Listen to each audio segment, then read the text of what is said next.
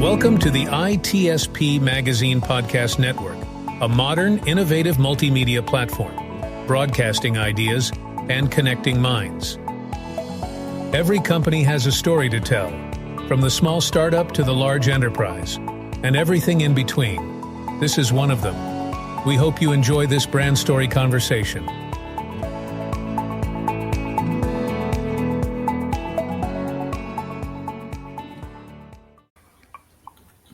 Marco. Sean. What have you been up to? I don't know. I heard that you can foresee the future in these days. I can foresee the future, and I know what you did. I've been watching your file access and your database access. Oh, wow. Not last week, because I was there in the future too. That's true. That's true. You're monitoring me, huh? I am monitoring you. Well, that's but good. You keep me safe, right? If you monitor me. It's to keep you safe and keep the company safe. I'm good with that. I don't know. Let's see what Terry thinks about it. That's what we're going to be talking about today. We're going to look at, a couple areas. Some people call it data risk intelligence. Some call it posture management or configuration management for data security. Ultimately, it's all about understanding how and where your data goes and ensuring that it's being used properly and within guidelines and regulatory compliance requirements and all that fun stuff. We don't have 3 days. So we're going to have to focus on something. That's why we have Terry, because Terry has all the answers in short form. He has the good metaphors. That's what when I think about Terry, I think like he's going to come up with some good metaphor with what we're going to talk about. But before we go there, come on, let's be serious. Terry Ray, Imperva, I think we had a list. This is probably the fourth conversation that we share, talking about what you do. And why don't we just start there? What do you do, Terry, at Imperva? You've been there for a while. It reminds me of the movie Office Space. So what would you say you do here? What do you think you're doing? I do a lot. I mean, I'll just keep it brief and short. My title is CTO for data security, but I try to talk with users and customers and end users in the field, prospects, really anybody who wants to talk about data security. And I think that's one of the advantages and luxuries I have as a expert in the field that's been doing strictly data security for over 20 years. I may not always be right, to be honest, but I always have something to say. And so I love to talk. And so that's what they let me do, is they let me talk and have conversations and see where those conversations take us. And so it lets me help drive the product, and it helps me help customers get where they want to go. And that's actually an interesting question, perhaps, is where do customers want to go? Yeah, I don't know what's changed recently. Yeah, you ask a good question, right? So for years, I would ask customers, is your data important? Do you want to secure your data? And arguably, we would say that's where customers want to go. They want to secure their data. But interestingly, time and time again, we talk to a customer and the customer says, I do want to secure my data, but. And it's a big but. That but is, but where I want to begin is with my most sensitive data, the data that is credit cards or whatever else, whatever type of private data is important to that organization. And where organizations have gotten to in their journey to where they want to be is they've gotten to a place where they say, I've met my regulatory compliance, and now it's hard for me to justify doing anything else. Security, we like to think that justifying security isn't hard to do. But in fact, in a lot of cases, to go get budget to justify a little bit more security can actually be pretty complex if you don't have real quantifiable metrics and numbers that go right along with your risk in the organization. And data, I think, is one of those places where it hasn't really had quantifiable metrics on it ever. And so organizations just kind of stick a finger in the air and they say, Well, you know who's telling me I'm doing a good job? My PCI council is telling me I'm doing a good job. So I must be doing a good job. Tick, I'm done. And they wait until they get breached. You know, a funny story. Sean is trying to sell his house. And I'm always trying to sell the house. We talked about that in preparing for this conversation. There was a metaphor that I think we can develop then in what you just said, which is like where you draw a line when you just check the boxes and when you could do a little bit more to actually improve even the value of your posture and what you have. So tell me about that idea that you had about the house selling. We don't need to talk about Sean. Well, no, yeah. I mean, so the analogy that I like to use around what the industry is calling this quantifiable metric, this ability to say, I know whether I'm doing a good job or bad job. They're calling this industry the data security posture management. Other people would know it earlier on as cloud posture management, where it wasn't about data, it was about my cloud configuration. So all of this in general posture management, what is my configuration? How am I doing? I don't want to say it began with LinkedIn, but it's the one that pops into my head. Is when you go to LinkedIn, you set up a profile that says, hey, you're only 75% done. You've got 6 more things to go do. Go do these and get your profile set up. Well, I think we do the same thing here. And it's a great analogy, I think, is a house. And I don't know how it works all around the world. I can only tell you how it works in the US. And in the US, if you're going to have a mortgage, if you're not paying cash for your house, which I don't think many people do, but if you're not paying cash for your house, you're borrowing money. And if you're borrowing money, a bank says, we need to understand really what's wrong with this house. We don't want to be buying something that just is way underwater. So you hire a house inspector, and that house inspector comes in and looks at everything in the house. If they're a good inspector, they look at it all. And they tell you where all of your problems are. And they fix exactly 0 of them. They just tell you where your problems are.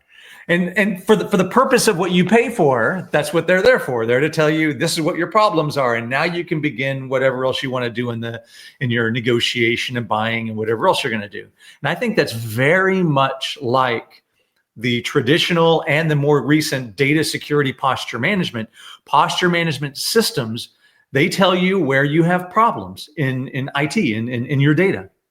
Your data is not encrypted. It's not monitored. It's got public access to a cloud data store. It's got a myriad set of problems that are out there. Do what you want to with it. Here's the information. You paid me. I'm the inspector. I inspected your systems, and there's your answer. And while that answer is really powerful and really helpful for the problem that I stated earlier, which is to try and get an organization over the hump of saying, I think I'm okay. I think I'm doing a good job. Now this system's coming back and saying, well, you know what? You actually have termites. You have foundation issues. You've got a hole in the roof. You've got a lot of issues you hadn't really thought about. It's just they're in areas you don't spend any time in, so you haven't noticed. And so it is a lot like that house inspector. And that's, to me, it's a double-edged sword. So what it comes down is they're saying, here's all your problems. And the organization can say, well, I know my problems, and now I can choose to fix those problems or not. Now the organizations have a little bit different issue. The new issue is, okay, now for me to fix my problems, what technologies, what solutions, what people, what skills, what is it that I need to go and fix this? And in some cases, they may tell you, yes, you need to go encrypt. They're not going to say go buy an encryption product or go buy a monitoring product. They're just going to say there's no monitoring. You figure out how to go do it, just like an inspector would do. And that's the big gap, I think, that has existed in this space for years, or now over the more recent years. And that's the one that, at least at Talos, we're trying to overcome and say you should be able to do more than be an inspector. You should be able to be an inspector, a recommender, and ultimately a problem solver. Yeah, and I think one of the examples that I like to bring up on this is because you talked about cloud posture management and shifting to data security posture management, because it's one thing to look at the house. You mentioned foundation as well, but in my personal experience, there's also the hillside that might be coming down. You have to hire a geologist, right, to see, are you in a fire zone? Some of these things some of these things the bank wants to know from a mortgage risk perspective. Some things I wanted to know from a life-saving perspective. Is that hell going to come down on me in a big rainstorm? And to your point, you bring people together to identify what's going on, and then you have to make a decision. Is there enough? Is it risky where I have to fix it? Is it something that I can just deal with and kind of maintain over time? And you need experts to do that. And then you need the experts to help you remediate. And I think that's where this story really comes together for me, Terry, is in the remediation, understanding, well, what systems is it? Are they in the cloud? Are they on-prem? Are they databases? Are they data storage distributed throughout the world because of data sovereignty requirement? What do I have that I have to deal with to maintain compliance, but also to maintain a good security posture for my own business benefit? Yeah, you're right. I mean, look, I think you bring up a really good point where here we talk about, the analogy of the inspector really doing this for the mortgage company, right? The company that's giving you a mortgage. But really, when you look at the value to the home buyer, the person buying the house, what do I want to actually know? Do I actually want to know just what's wrong with my house, to your point? Or do I want to know, am I in a flood zone? That's going to be a different vendor. That's not the inspector. That's my real estate agent. They're going to be looking at that analysis. To your point, is the hill going to come down? Has there ever been a mudslide? And if there has, what was the damage associated with that? What's the crime in the area? That's going to be a different piece that I bring into this area. This comes down ultimately to risk, right? And that's the value. That's what the bank is trying to get out of it in terms of the property. The owner is trying to understand, in this property, if I live here, am I in a cul-de-sac? Am I not in a cul-de-sac? Do I have lots of traffic? Might I have kids that have higher risk by playing in the street or not in the street? All of those things have to come together. And I think as we see this industry of data security posture management solutions, today, for the most part, DSPM, which is the acronym for all of that, DSPM tend to be focused in the cloud, which means they're not getting the complete picture of everything on-prem. So they're not getting that big picture. And they tend to also focus on just those configurations that you can get out of the cloud providers. So CloudTrail and AWS and other tools that you get in Azure and other places, effectively readily available configuration information from the data stores themselves that just about anybody could honestly get, and they just correlate them and build a risk model around it. What I'm seeing now is a demand from users saying that information is nice, but I actually need a lot more to understand a true metric, a quantifiable metric. If I'm going to take this and say I'm actually doing a good job and there's a low risk of a breach, I need to know about my cryptographic capabilities, not just in the cloud where I flip a switch in AWS, but on-prem where it takes equipment, it takes stuff, it takes work. I need to know, to your point about a hillside that's happening on the outside. So may not be a hill in IT. In this case, it might be more around DLP. So do I have DLP? It's a completely separate vendor, but it's context that comes into the environment. I think DSPM vendors ultimately are going to be very much, honestly, like SIM. Security incident event monitoring systems, right? So I think they're going to be very much like those types of systems where they just bring in any data you want to. I think an organization is ultimately going to decide, I have one DSPM because it has that extensibility to bring in lots of different data sources together and allow me to marry those data sources to build my own risk. For example, I want to know if I have sensitive data relevant to GDPR. Well, I want to bring in information from my audit solution that says, under GDPR, these are the things, this is the type of technologies you need to have at play. Otherwise, you're at risk for violation of GDPR as well as risk of a breach. I want two metrics that are inside there, my risk of a breach and my risk of noncompliance. I think there's a lot that people want to do with DSPM in the long run. I don't think DSPM is totally there yet, but I think we're beginning to see, certainly with Talos, we're seeing this open framework to be able to say, I want to customize my risk. I don't want it canned. I want to bring in other sources. And I want to be able to build a model that takes in all of the risk elements, not just the ones that are relevant to one environment or another environment or important to one person or another person.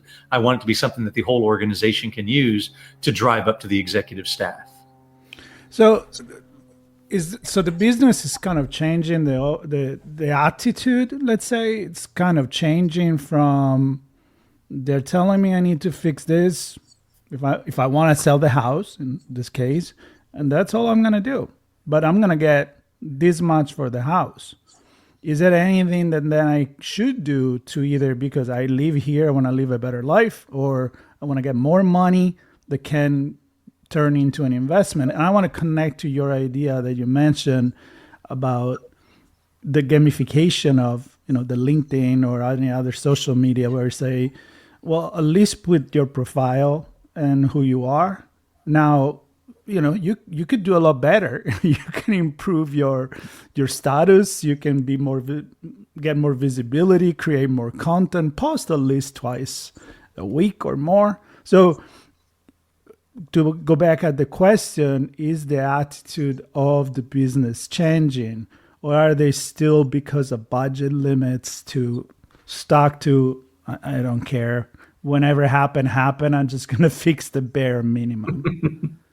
And by bear, I mean the bears that Sean has on his property because he feeds them.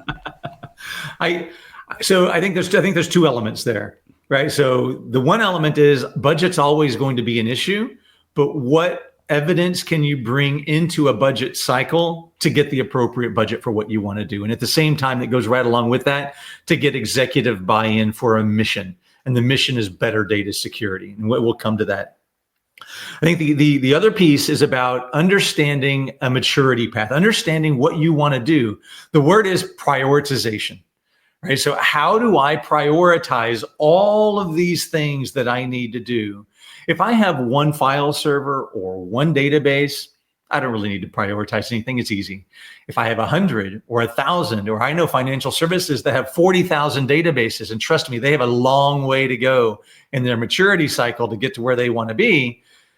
They need something to help them prioritize that. And that's the other aspect of I think a strong data security posture management solution is not just telling you what your problems are and telling you what you can go fix, but helping you prioritize based on those actions, those solutions, those switches you can flip, whatever it happens to be, that you can do today that will give you the biggest bang for your buck. And that buck isn't always $1. Sometimes it's 5 minutes a time. Sometimes it's a switch, sometimes whatever. But the point is what can I do today that's going to do the most reduction in risk? That's what I want to do on Monday. And I think that's what organizations have been starving for years, is to say, all right, this week, I'm going to spend 25% of my time on data security. And if I'm going to spend that 25% of the time, I want to make it count. So what am I doing this week? I'm going to solve for these three things that, Imperva Talus's data security fabric is telling me, data risk intelligence, what we call it. Our solution is telling you, we'll give you 5 points back on your risk. We will reduce your risk by 5 points if you will go do this one thing. Just do this, I'll lower your risk. That is helpful, I think, for an organization to say, this week, what did we do? I don't know about all organizations, but I know I typically give an update to my higher ups, if you will, and say, this is what I did this week. Isn't it great to be able to tell them I reduced the risk on our riskiest asset by 10% this week by doing two things, and it didn't cost me a penny? Or I have a preparation in place. I'm ready for the next budget cycle, and I'm going to reduce it by 30% because I need to do something, right? And I want to do this. I want to do it right. Going back to your point about budget, the other piece that works in tandem with this is, okay, now I've got a priority. Now I've got a plan. Now I know exactly what needs to be done in my organization. And now I can decide, of all of these things I need to do, some of them I can do and they don't require budget. They barely require effort. They just need me to go do some things. There are going to be some things that probably will require some budget, maybe even require a head count or some education or something else. That requires me to go to my executive staff. And in my executive staff, I need to bring to them this quantifiable evidence and say, look, all the money we've spent so far, we're doing a good job on the systems that were our priorities, our regulated systems.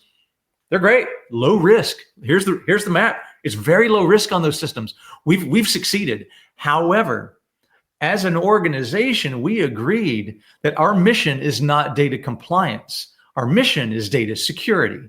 And if we're all on the same page still now after months or years or whatever it is, data security is still our plan. I have put together a program and a plan over the next whatever period of time you want it to be, that we want to turn this data compliance program we have into a data security program by covering all these assets that may not be regulated, but have all the highest level of breach in a quantifiable manner. And here's my plan, and here's how we want to do it. And the goal is to unblock the river, if you will, wipe out that beaver dam, get it out of the way, and say, let's let the floodwaters flow of data security, and let's do something different than we've done before. Let's not just be compliant. Let's finally be secure, and let's all be on the same page. And I think that's the important thing, is to bring the executive staff all together on that same page, recognizing that they need to be doing something different. And when you put numbers in front of them, I think that's helpful. And so in terms of that, so the conversation with executive staff, senior leaders, business unit leaders, oftentimes here's what you need to do, driven by compliance, is by an auditor that speaks a certain language, that drives a certain team to respond. Sometimes security is involved, sometimes they're not. Risk is involved, sometimes they're not. The database people are involved, sometimes they're not. System maps and API folks are involved, sometimes they're not. So how do you see organizations kind of pulling all that together beyond just the compliance? Because I think that's also another area that can be difficult if they're used to looking at things a certain way and hearing certain language and expecting a certain set of actions that now are broader, more meaningful, but it require multiple stakeholders to actually get things done. Yeah, no, I think one of the places I've been spending a lot of my time recently is not so much with security. I'm going to call it my spare time, but I don't have a lot of that. But the times that I'm not at RSA, I'm not at different types of large security events, I find myself at global ISACA events, audit events. I find myself at the International Internal Auditor events in Vegas and other places. I find the other half of my job, and I'm going to use the word corrupting, but the other half of my job is trying to corrupt the auditor. And corruption is not really the bad word. It's just a controversial word to be able to put out there and say, look, what I'm really trying to do is I'm trying to bring the auditors on to ask them to ask better questions. Really, the auditors should already be here saying, wait, so especially internal audit. So we have PCI servers, and they're doing a great job. Let's say we've used data security posture management, and we're doing a great job on these PCI servers.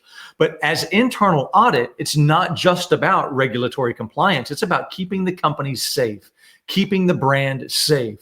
So tell me about those other servers that are out there, those other systems that are storing data out there. What's the risk on that? Oh, that's low risk also. It shouldn't be difficult. If you've got if you have the information, how am I doing on my regulated systems and how am I doing on my unregulated systems? I will tell you, the overwhelming majority of data stores in the overwhelming majority of companies that are out there, the regulated systems will be given a mediocre score. At least they'll be passing their audits. The unregulated systems will be the Wild West. Development servers, test servers, user acceptability testing, all these servers that all have private data in them have almost no security on them whatsoever. And that should be really scary to the organization. But most organizations don't have the quantifiable metrics to really understand the risk between those two systems. Now they do. And now that should be really easy to have that conversation with any cross-functional department and say, shouldn't we be doing better here? Yes, we should. Yes, I have yet to fathom a response that would be a non-positive response to say, yeah, I think we should be doing something better there. So, Terry, I want to go back to the idea of not only coming to point the problem, but actually having solution to fix it. Because we had a conversation not too long ago about when you can say, if you give me this budget, I can save you this much money. And we were talking about this with e-commerce or financial fraud prevention. So like, hey, you give me $2 million, I'm going to save you 4. Here's the money. If I give you 4, do you save me 8? Right? So I want to connect with going back to say, well, this is not only what the problem is, and then you deal with it, but here's what the problem is. This is how you can fix it. We can fix it, or tell you who can fix it. And this is what your return is going to be in the long run. I mean, it seems a much easier sell in order to get the budget instead of waiting for a breach. That's usually when you get the budget. Yeah, no, I think it makes a lot more sense for organizations. We see more and more consolidation every day in the cybersecurity space, cybersecurity vendor space anyway.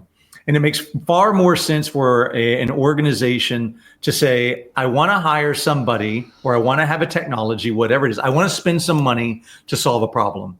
My problem is I don't know where my problems are. So I'm going to hire somebody who has a truck, and they're going to pull that truck up out front. When they pull the truck up out front, it's not a little pickup truck with no tools in the back and just a guy who gets out with a clipboard. It's a big truck with shovels and hammers and wrenches and machines and all the other tools necessary. So as that person digs around your house and does everything they're going to do, they say, here's all your problems, and here are the problems I can fix for you today. I can take care of it right now. It's under the same contract you've already done. Let's just wrap it all up and get it all done right now. And what I'm going to leave you with are the following problems that I don't fix, but they're just switches. You just need to go take a few minutes and go flip some switches for you. I'll take care of the hard stuff for you.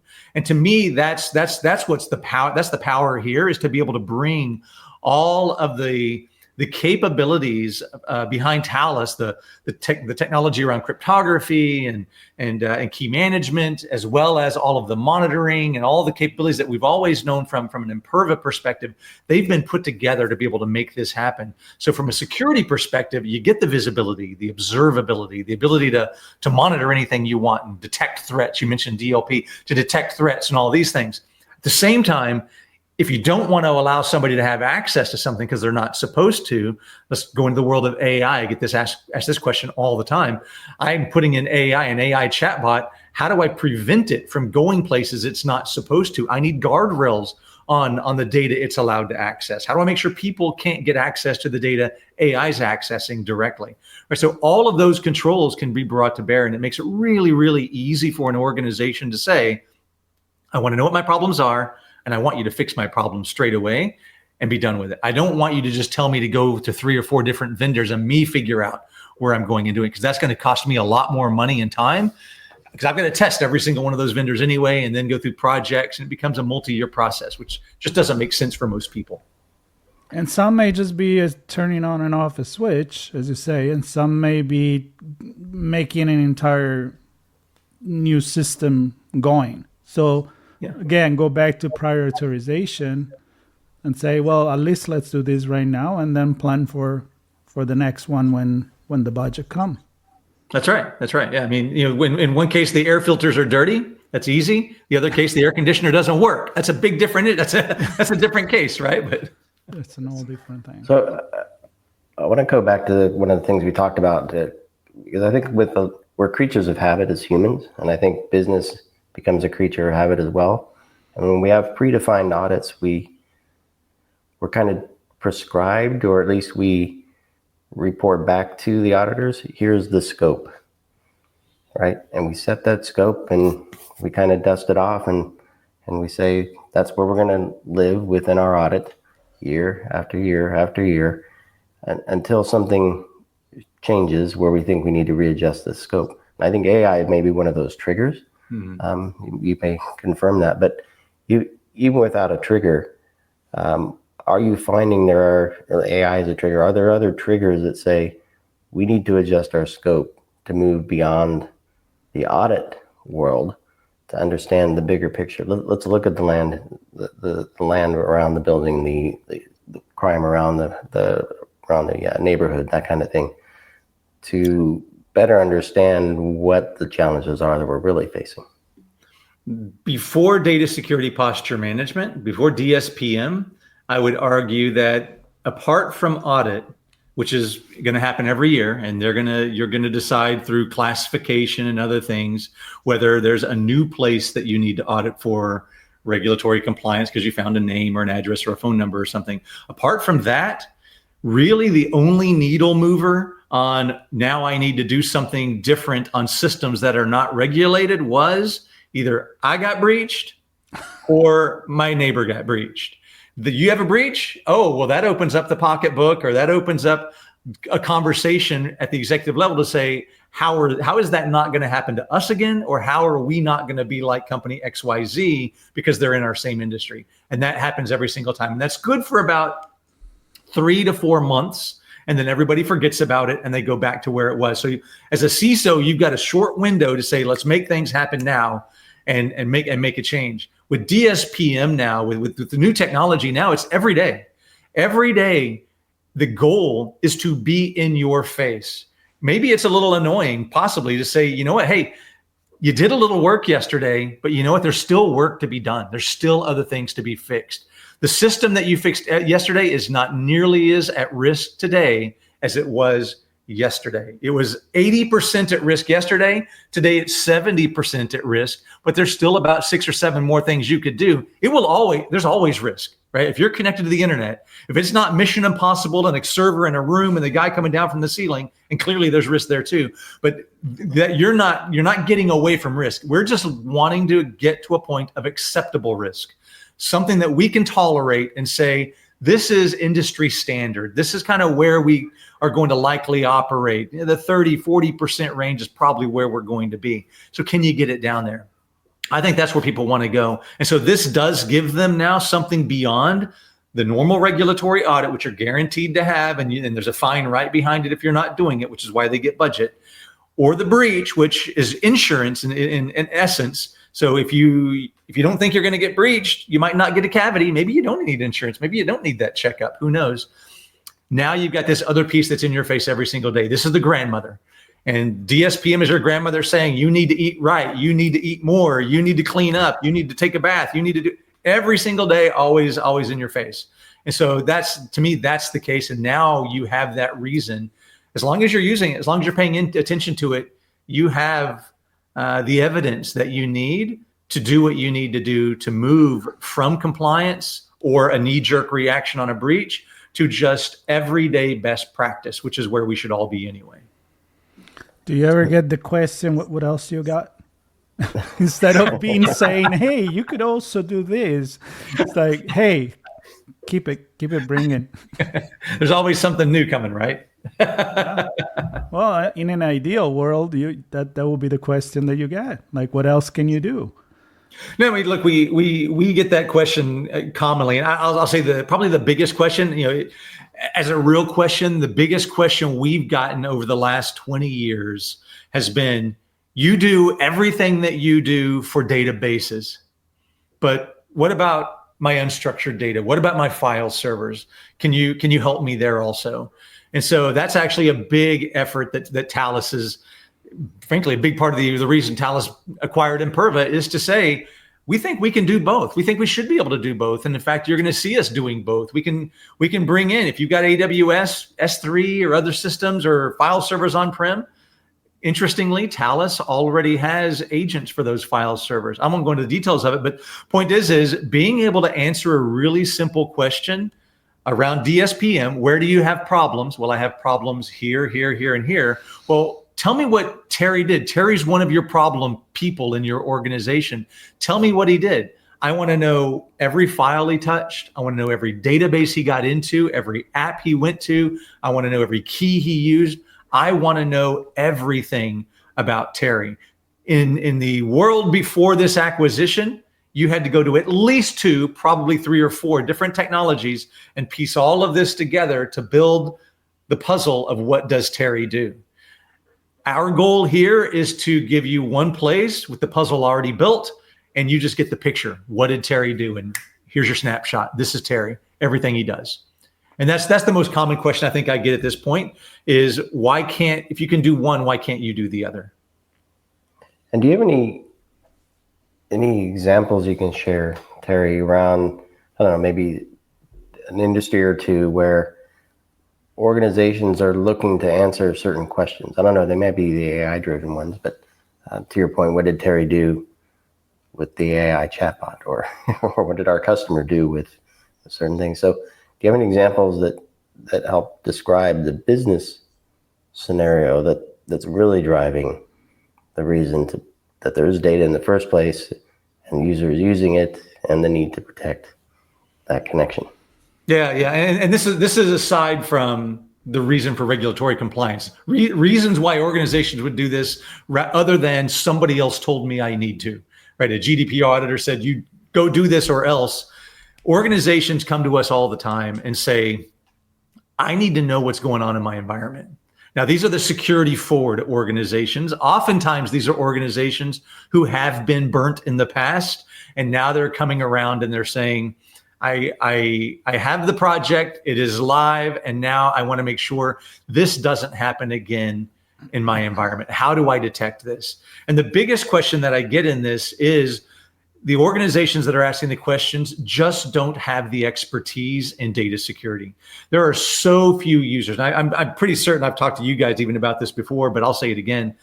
And I pick on LinkedIn a lot, but if you go to LinkedIn and in quotes, you type in database security, you're going to find about 36,000 people that claim to be database security experts. You can cut that in half and find the actual experts, and the others are not experts. Do the same thing for file security, and you're going to find even fewer people that claim to be experts. There just aren't experts in security in the data plane. And so these organizations are coming to us saying, how can you help me augment my staff? And it's not about people, it's about automation and tools. And so for a lot of this, you mentioned AI, a lot of the use of AI that we see today is large language models and small language models and these other tools and things that we're seeing today. But we've been using forms of AI and unsupervised learning and others for many years, for decades. And one of the big value propositions behind leveraging, I'm just going to call it AI, even though it's a bit different field, but machine learning and others behind AI, is the ability to consume vast amounts of data. And when we think about data security, that is all it is gathering vast amounts of activity. I want to watch everything happening in an organization, not just your sensitive prioritized servers, because that's not a good data set if I'm going to use machine learning. That's not a large language model. That's a very selective language model. I want the big model of everything happening in your environment. That way I can compare Sean's activity to Marco's activity and Sean's activity to Sean's prior activity. All of that is really critical when you're trying to do data security, because the alternative to using machine learning to detect threats is using signatures. Signatures means that you are an expert and you know every bad way somebody could do every bad thing in your environment, and nobody knows all of that about their environment. So signatures just don't work in this space. You have to have a volume of data, broad data sets, the 3 or 5 V's of data science. You have to have all of that come together into a model to be able to say, I know what Terry did and he didn't do it right. He's doing something really weird, because I watch him, I watch Sean, I watch Marco, I watch my apps, and I watch my AI. And I can tell you he's doing it like none of them. And he's accessing an awful lot of data. I think I probably need to take a look. That's not a signature. That's just knowledge. And that's the power, I think, that happens once you can bring all of this together. And that's a big part of what we do. So there's human behavior you're certainly speaking to there. And also system behavior. I look at things often from a workflow perspective. Things move from A to Z, and they take different paths based on different user behavior or different business requirements, or that's just the way the systems are configured. It's running through one country or another. Do you find because a lot of this stuff is designed maybe well from the beginning and then morphs over time, right? Things creep, systems get added, companies get acquired, new database technologies come around and support new features. I guess what I'm wondering is, do you find there are knockoff benefits beyond just security where users find better performance because the data is managed better and the systems using them are connected more tightly and therefore there's less delay? Or maybe even some outward facing benefits of we're able to demonstrate a level of trust to our partners and our customers that we weren't able to before because we've shored up some of these things. Are there any knockoff benefits like that beyond just we have a better posture? Sure. Yeah. I mean, look, once you start looking at data, once you've accepted the fact that you should do the same thing in your data space as you do on your endpoint, don't we all watch everything happening on our endpoints, and don't we watch everything happening in our network with network filters and everything else happening?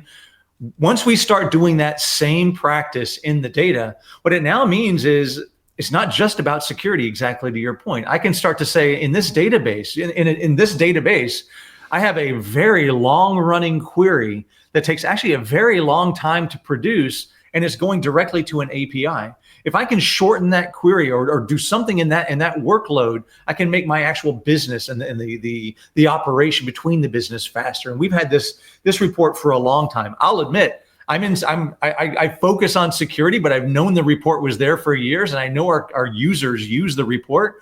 But our security team and customers typically give access to these systems to other departments exactly for that reason, right? So they'll give limited access to the interface and say, okay, you're the developers. I know you don't need to know anything about the security and everything going on, but I do have a model of how this database or this file server or this application actually operates day to day. How fast is it? How slow is it?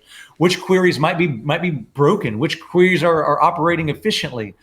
Use that. And the other piece to this is about user rights. User rights is a big part of this, and it's a huge gap that people have that usually they don't do anything with it. I would argue that it sits in security, but it benefits the organization quite a lot by minimizing the impact of an application or an API that would be using data it really shouldn't be. And I'm going to tell you a story. I'm not going to tell you the name of the company, but so there's an organization that we work with, and for years they had been monitoring all of their data, monitoring, collected all the data. And the first time we brought out our analytic platform, we said, let's funnel all of your data that you've collected for years through it, and let's just see if you missed anything. Because you've been using our system for years. Let's see how much better the analytic platform is than, let's say, pure regular expressions and signatures. They quickly identified that what they had human users that were accessing data in a database that only the applications and the APIs ever access, or at least ever look at. There's, when you look at data in a database, you can look at the data or you can manage the data. There's other things, but there's the difference between opening a file and reading it and moving a file from point A to point B. Same thing in a database. So they had these human users that were actually looking at data that only the applications would. Now, normally you might say, what's the big deal? Well, the big deal here was that those applications and APIs were actually only accessed by federal law enforcement, Homeland Security, and others. They had very restricted access to these applications. However, the people that were accessing were database administrators. And what those database administrators were doing is they were watching their significant other to see whether or not they were going through certain places on the road, and it was able to track them on those certain places on the road. And they say, make sure, did you go to the mall this week or did you not go to the mall this week? You said you did. It wasn't nefarious. It was just personal benefit, if you will. But it was a violation of corporate policy, if not, I don't know if it's federal policy, but certainly a violation of privacy, though we don't have those laws in the United States at this point, but violation of personal privacy that they have there. And so it's these kinds of stories, I think, that organizations have to realize actually happen all of the time. I mean, how often do organizations really monitor access to Salesforce.com, to ServiceNow, to some of the places where there's a lot of private data? And if you think that you have a salesperson that if they're about to leave the company doesn't go and look at their Rolodex in Salesforce.com and maybe take a snapshot or print it off or something, I think you'd be really surprised. You shouldn't be, but how surprised you should be at how frequently that happens, that people will go and do that. It's not, arguably, it's a gray area between a data theft and not a data theft, but are you monitoring it? Are you looking at it? These are the kinds of things that organizations will come to us and say, It's not regulated data for the most part, but these are the kinds of things I'm trying to solve for. And usually they're trying to solve for it because they identified it at one point some crazy way, and they want to see how much more it's happening, and then they learn the truth. Well, I want to finish with a philosophical thought, which is when you think about ideal, they're meant not to be reached because they kind of go away from you. I kind of see security as that, right? You said it before, perfect security, we know it doesn't exist. New technology allow you to discover new things. And you mentioned a few that maybe 10, 15 years, 20 years ago, you wouldn't even think about being a security issue. And I want to connect it with that bar, right? Are you ever going to get to 100? Or when you get to, the closer you get, 95, 96, then it kind of like get more and more away from you. But that's not the problem. The problem is not to act on it and thinking, because I'm never going to reach 100, I don't care, right? I mean, you still need to thrive to the best you can do and be ready for what's coming next. So I wanted to throw that there as a... That's the problem we run into, right? It's why I think security people have a hard time getting budget. You can use the analogy of it's a cat and mouse game. There's always something different. Tom's always got a different hammer and Jerry's always running a different way. Or you can say hackers are like water. They're going to take the path of least resistance. You put resistance, it'll find a way around it, through it, one way or the other. And that's the frustration, I think, that executives have, which is you just told me to solve this problem. I needed to do X. And now I need X plus one. Right? And so that's the challenge. And that, yes, because plus one exists because we put X in place. The one wouldn't be here if we didn't put X in place. It would be going through. So it's a cat and mouse game. And it's one of the reasons why I love what I do. Mm-hmm. I know people that do the same thing over and over and over again, and they love what they do. For me, I love the fact that this industry is constantly evolving and constantly changing. I realize that's a frustration for the practitioners that are out there, but that's the world we live in, right? We are trying to catch the bad guys, and they're always looking for another way around whatever control is in place. Well, there are multiple Toms, multiple Jerrys. That's right. And they're scaling out of control. And I think for me, it's the reason why a partnership with you and your team in Imperva make a lot of sense. So you said it's hard for the practitioner to keep up in what, right? And that's where you come in, and that's where your investments in the Imperva data security fabric come into play.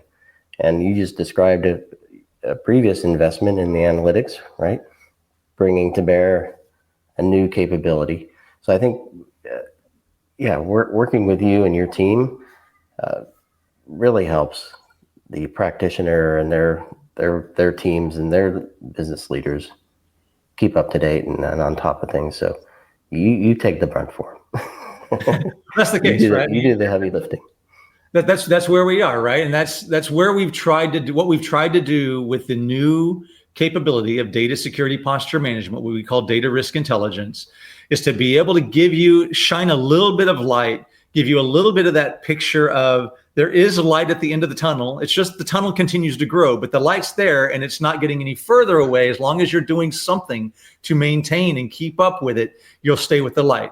You'll never catch the light. You'll never get out of the tunnel, but you can stay with that light. And so our goal here is to at least enlighten organizations and practitioners that there are things you should be doing today to stay with current events, do these things, and trust me, there will be some new things.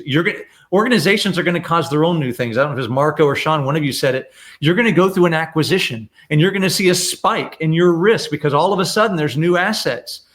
Call it that's a bad day or it's a good day. You've got something to do. You've got something to go prove and go get something done. Or now you've got a lot of work to do. However you want to look at it, but you've got a picture now. You know where the light is. Head that direction and go get those things done. Yeah, and if you level up before, you're more ready than if you didn't do anything. So that's the lesson right there. I always enjoy, Terry, the conversations with you. If people want to check the directory page Imperva on ITSP Magazine, they can find another 3 with you, always entertaining and very, very insightful, as well as many other conversations with other leaders at Imperva. So that's what I suggest people to do, and I for sure look, and I know there will be another one, another conversation with you very soon. I'm looking forward to it. It's always a pleasure for you guys, and it doesn't matter if you're in the U.S. or traveling all around. So it's always a pleasure with you. In the past, in the future, who knows? That's right. Right. That's right. Well, thanks, Terry, and thanks everybody for listening and watching. Do connect to Terry and the team, and stay tuned for more conversations. And we'll see you here back on ITSP Magazine soon.